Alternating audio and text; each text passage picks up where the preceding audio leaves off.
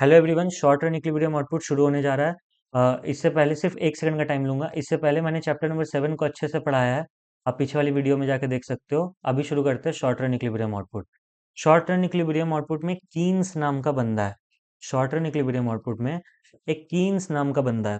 Keynes हमें क्या बोलता है? और याद रखना, माइक्रो इकोनॉमिक्स हो या मैक्रो इकोनॉमिक्स हो, दोनों ही में शॉर्ट रन हमारे सिलेबस का पार्ट है, लॉन्ग रन हमारे सिलेबस का पार्ट नहीं है।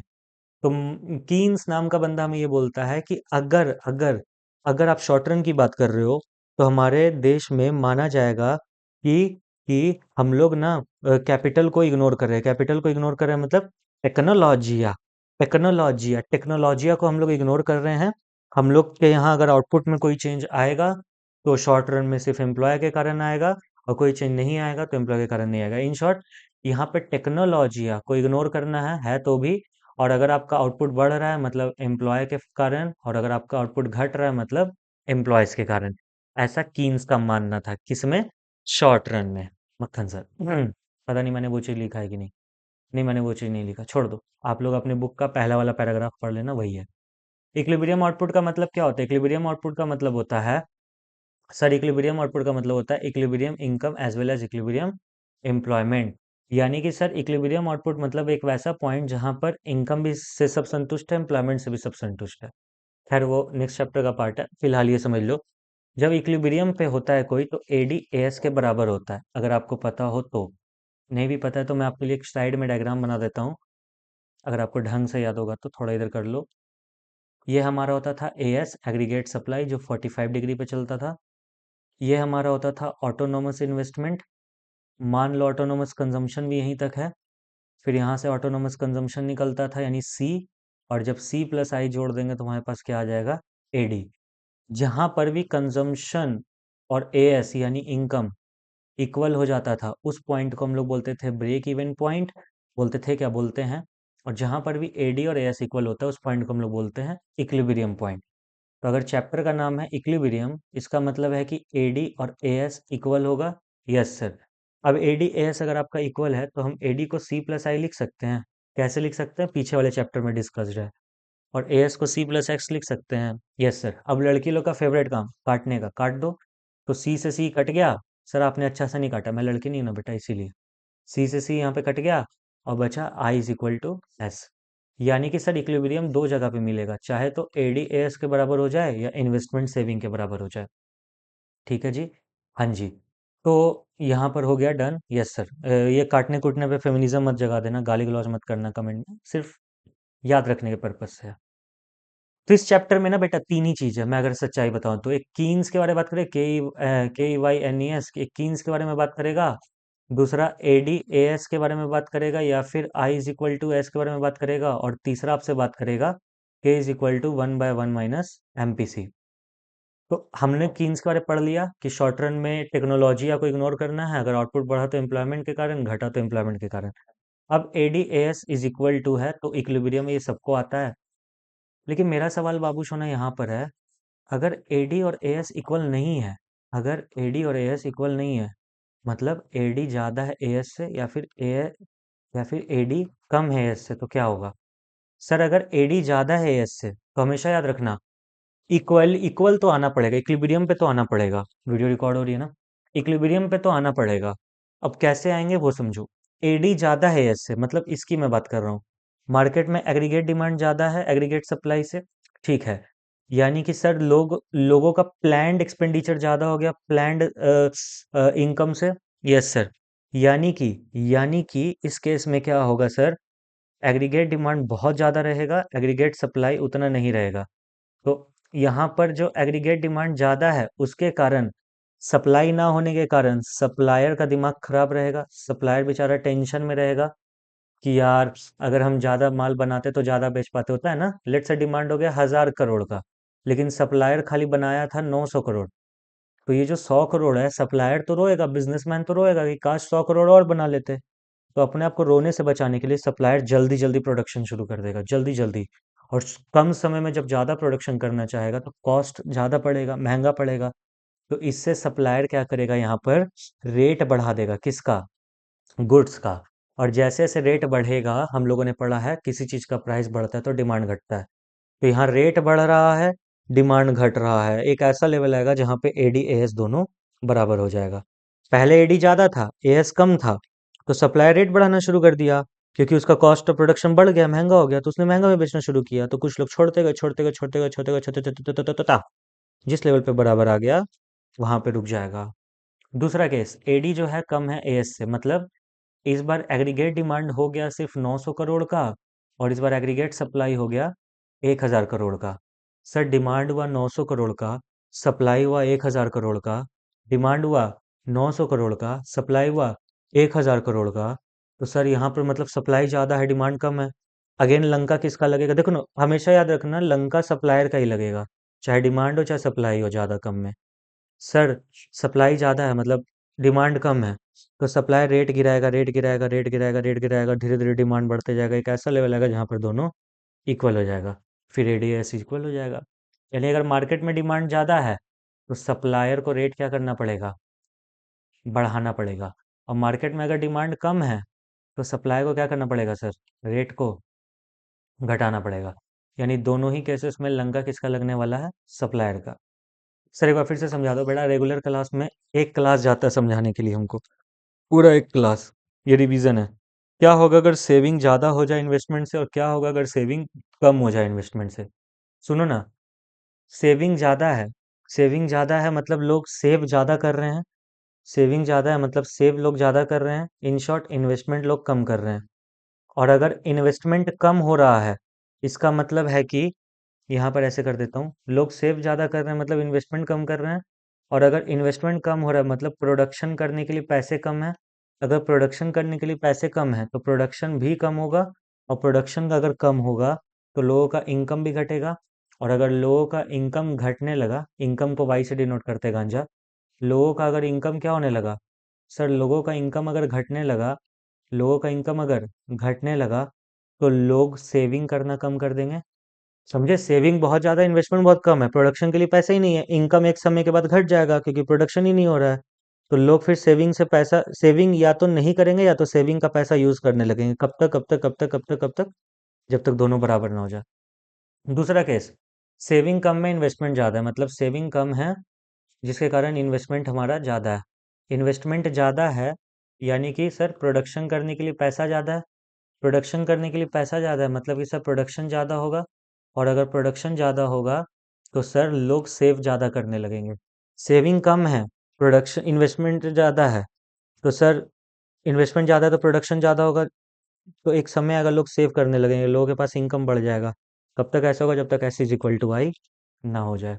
इस चीज़ को एक बार वीडियो को पीछे करके देख लेना, फ़ायदे में रहोगे। तो मेरे हिसाब से लगभग सब कुछ खत्म हो ही गया यहाँ पर हमारा, देख लो एक बार।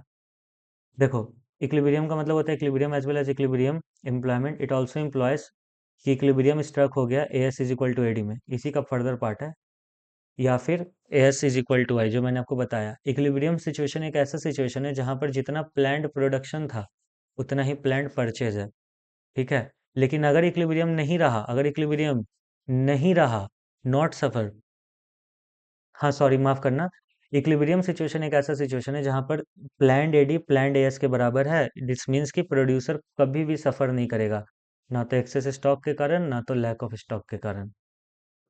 एडजस्टमेंट मैकेनिज्म आएगा जब एएस एडी से ज़्यादा है या एडी एएस से ज़्यादा है, इक्विलिब्रियम को लाना पड़ेगा। कैसे लाएंगे तुम लोग को मैंने अभी बताया ही, वीडियो पीछे करके देख लो।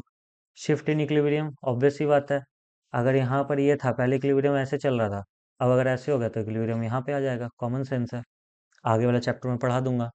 एडिशनल इन्वेस्टमेंट का मतलब होता है लेवल ऑफ इनकम बढ़ जाना, इसको ध्यान से समझना, लास्ट टॉपिक है इन्वेस्टमेंट मल्टीप्लायर। इन्वेस्टमेंट मल्टीप्लायर का मतलब क्या होता है, ratio between change in income and change in investment.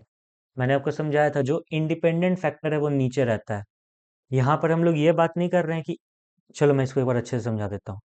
देखो, के का मतलब होता है इन्वेस्टमेंट मल्टीप्लायर, मतलब मान के चलो आपके फादर का ना, मान के चलो आपके फादर का बिजनेस है ई स्टेट का, किसका बिजनेस है, ई स्टेट का, मतलब जमीन जायदाद में धंधा करते हैं। लेट से आपके फादर ने पटना में एक ऑफिस खोल लिया, पटना में एक ऑफिस खोल लिया, ठीक है, और वहां पे एक बंदे को बैठा दिया। तो फादर ने पटना में ऑफिस खोला जिस पे उन्होंने 10 लाख रुपए लगाए, और वहां पे एक लोकल बंदा बैठाया जो खरीदा बेची कर करके साल भर में उनको 10 करोड़ कमा के दे दिया। पापा का इन्वेस्टमेंट कितना था? 10 लाख का। पापा का इनकम कितना हो गया? सर 10 करोड़ का। तो चेंज इन इन्वेस्टमेंट, पटना के लिए चेंज इन इन्वेस्टमेंट कितना था? 10 लाख। जिसके कारण चेंज इन आपका इनकम कितना हो गया? सर 10 करोड़, यानी कि 10 गुना। तो आपका इन्वेस्टमेंट मल्टीप्लायर कितना आ जाएगा? 10 गुना। तो वही बात है, ये रेशियो है चेंज इन इनकम और चेंज इन इन्वेस्टमेंट का, change in y upon change in y. इसको हम लोग 1/1 माइनस एमपीसी भी बोलते हैं, 1 - एमपीसी को हम लोग एमपीएस भी बोलते हैं, आता होगा। इन्वेस्टमेंट मल्टीप्लायर ये आपका इजी है। फॉरवर्ड बैकवर्ड एक्शन मल्टीप्लायर ये आप सेल्फ स्टडी कर सकते हो, किसी काम का नहीं है। हाँ, कभी कभी एग्जाम में आपसे ये पूछ सकता है कि प्रूफ करो, प्रूफ करो क्या k is equal to 1/1 minus MPC होगा। कैसे प्रूफ करोगे? सर प्रूफ कैसे करेंगे? सॉल्यूशन मेरे साथ साथ चाहो तो लिख लो। हमें पता है इक्विलिब्रियम पे एडी एएस के बराबर होता है। सुनो ना, k का मतलब क्या होता है? Change in I, sorry change in y by change in i। और एमपीसी का मतलब होता है change in c by change in y। Sir ये सब आप कहाँ से लिख रहे हो? ये सब मैंने पिछले चैप्टर में पढ़ाया है, देखो बहुत अच्छे से मैंने पढ़ाया है। ये देखो हमने सब कुछ पढ़ा था, एमपीसी एमपीएस पिछले वाले वीडियो में डाला हुआ है, सारा कुछ जाके देख लेना। देखो हमने यहाँ लिखा भी था, समझा भी था। चैप्टर 7 का रिवीजन। खैर इधर आ जाओ। कोई आपसे बोले प्रूफ कर दो कि k is equal to 1/1 minus MPC होता है, कैसे करोगे? हमें चाहिए y, i और c। तो क्या हम AD को c प्लस आई लिख सकते हैं, AS को y लिख सकते हैं? सर यहाँ गंदा सा लग रहा है, यहाँ लिख दो ना। चलो यहाँ लिख देता हूँ, कलर चेंज कर दूँ, ग्रीन कर देता हूँ, चलो ठीक है। हम लोग लिख सकते हैं AD को c प्लस आई, AD को c प्लस आई लिख सकते हैं ना बाबू सोना? Yes sir. तो c plus I is equal to y लिख सकते हैं, हाँ। लेकिन सर हमें तो हर जगह चेंज इन चाहिए, तो लिख दो ऐसे, change in c plus change in I is equal to change in Y. Common sense. अब हर जगह dividing both side by change in Y, तो change in c by change in Y plus change in i by change in Y is equal to change in y by change in Y. ये हो जाएगा। Change in c by change in y को क्या लिख सकते हो? MPC. Change in i by change in y को क्या लिख सकते हो? सर k नहीं बेटा, k होता था y change in y by change in i, ये उल्टा है तो यहाँ पे 1/k होगा, ठीक है। Is equal to change in y by change in y cut गया तो बचा 1। एक काम करते हैं, एमपीसी को उधर भेज देते हैं, तो 1/k is equal to 1 minus MPC. एक काम करते हैं, k को इधर ले आते हैं और 1 माइनस एमपीसी को इधर ले आते हैं, ठीक है। तो सर इसके नीचे मैं लिख देता हूँ, यहाँ पे क्या होगा? 1/1 minus MPC is equal to k। Proved हो गया हमारा। Sweet and simple, sweet and simple. Yes sir. तो ये था आपके सामने इस पूरे चैप्टर का रिवीजन।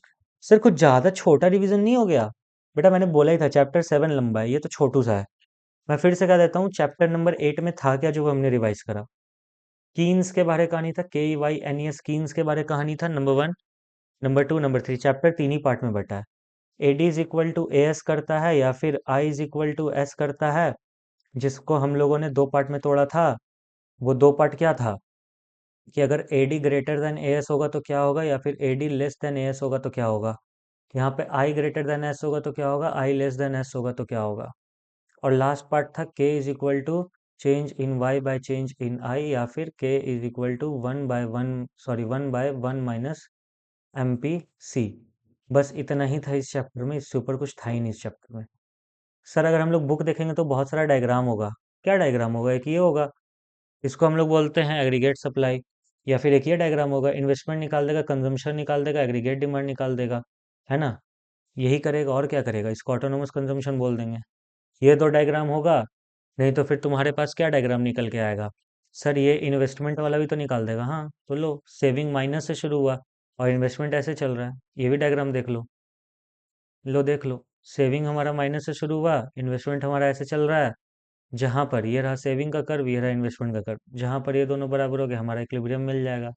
अब मजे की बात पता है क्या है? अगर एएस का कर्व बनाओगे और अगर एडी का कर्व बनाओगे तो ये दोनों भी वहीं जाके मिलेगा जहां पर आई और एस जाके मिलेगा। देखो मैं प्रूफ दे देता हूँ, देखो यहाँ पर हमने बनाया था ना, देखो देखो जहां पर भी बराबर होगा, आई खोजो। आई कहाँ पे है? सर ये रहा 40, और एस कहाँ पे? ये रहा 40। यानी कि सर जब हमारा इनकम 400 होगा ना, जब हमारा इनकम 400 होगा तो हमारा डिमांड भी 400 होगा, क्योंकि इनकम और एएस बराबर होता है ना। रुको मैं एक काम करता हूँ, ग्रीन कलर से कर देता हूँ, आपको फ़ायदा होगा। ठीक है। इन्वेस्टमेंट और सेविंग वाला इक्विलिब्रियम 40-40 मिल गया, और उसका वाला इक्विलिब्रियम के लिए मैं ग्रीन कलर यूज कर लेता हूँ। देखो, ये रहा ए एस और ये रहा ए डी। खुद देख लो, जहां पर इनकम और सेविंग इक्वल हो गया, सॉरी इनकम कह रहा हूँ, इन्वेस्टमेंट और सेविंग इक्वल हो गया, ठीक उसी लेवल पे एग्रीगेट डिमांड एग्रीगेट सप्लाई भी इक्वल हो गया, यानी इक्विलिब्रियम मिल गया। सर इकोनॉमिक्स इतना हार्ड लगता था, आपने एकदम गोदी में बैठा के बच्चा की तरह पढ़ाया। हाँ इजी तो है, बस ये इस चैप्टर में तीन ही चीज तो था। अब अगला चैप्टर जो है हमारा, वो प्रॉब्लम है, ये सब कर कर आगे खत्म करेंगे, फिर तो गवर्नमेंट बजट है। तो अगर आपको ऐसे ही सारे के सारे रिवीजन सीरीज देखने हैं तो आप इस चैनल को लाइक सब्सक्राइब जरूर करिए यार, मैं सच्चाई बता रहा हूँ। जाके बीएसटी की वीडियो देख लो, लगभग मैं 2 घंटे से रिकॉर्डिंग कर रहा हूँ भाई, एक लाइक दे दिया करो। 2 घंटे से रिकॉर्डिंग कर रहा हूँ लगातार। लगभग दिन में मैं 6-7-8 घंटा पढ़ाता हूँ, फिर अभी 2 घंटे की रात में, रात का 12 बजने जा रहा है। मैं मजाक से हट के बात कर रहा हूँ, रात के 12 बजने जा रहे हैं, रात के 12 बजने जा रहे हैं। तुम लोग को मेरे ऊपर भरोसा तो होगा नहीं। सर टाइम दिखा दो, रात के 12 बजने जा रहे, देखो। देखो रात के 12 बज रहे होंगे, है ना। तो रात के 12 बज रहे, 11:22 हो गए। ठंड का मौसम है, 25 दिसंबर आने वाला, आज 22 दिसंबर है। तो यार एक लाइक सब्सक्राइब कर दो। खैर आज की वीडियो में बस इतना ही, हम लोग को और आगे देखना है तो चैनल पे घूमो फिरो, बहुत कुछ मिलेगा। Thank you.